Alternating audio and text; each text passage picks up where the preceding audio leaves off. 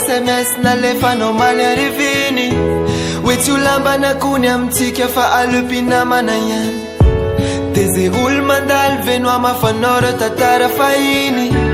fiainao nga mieritreritra fa ny aminasy tsy ahita tomany tsy haiko ze mbola tsy ampy tsy haiko ze fata fa ohatra ny fonao anekafa no etsampy fa defa naninona loatra rendrarendra sy fafinaretana no andozanao zamba tena ty hotsaronao zao teniko izao ndray androany fa taminao ine no natsapako natao hoe nandera mpitiavane tena lasa mpitiny efindrisy fa de nosoparanao io niratrapozaka kiany fa ny mieritreritra an'izany hoe taminao ihany anota fitomany fa taminao ine no natsapako natao hoe nandera mpitiavane tena lasa mpitiny efindrisy fa de nosoparanao io niratrapozaka kiany fa ny mieritreritra an'izany hoe taminao ihany anota fitomany za tsy teny hoe zay ny anjara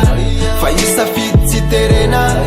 za ty tsinjony any afara ianao kosa te animba tena saleve manangana no avy ho anila le niaritra teny foana satinao mihitsy vele atao fanalana sy fandany potona tsy haiko ze mbola tsy ampy tsy haiko ze fata fa ohatra ny fonao anekafa no etsampy fa defa naninona loatra rendrarendra sy fafinaretana no andozanao zamba tena ty hotsaronao zao teniko izao ndray androany fa taminao ine taminao ine taminao fa taminao ine no natsapako natao hoe nandera mpitiavane tena latsa mpitiny efindrisy fa de nosoparanao io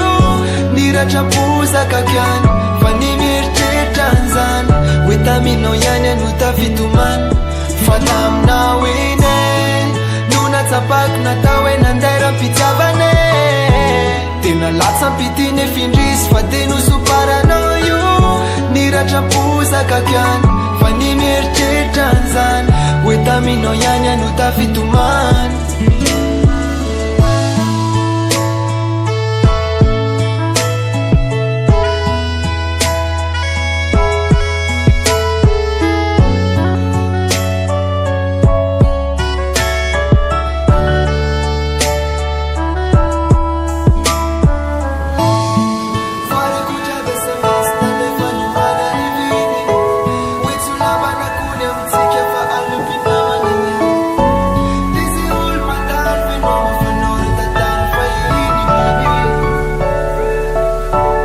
fa taminao ine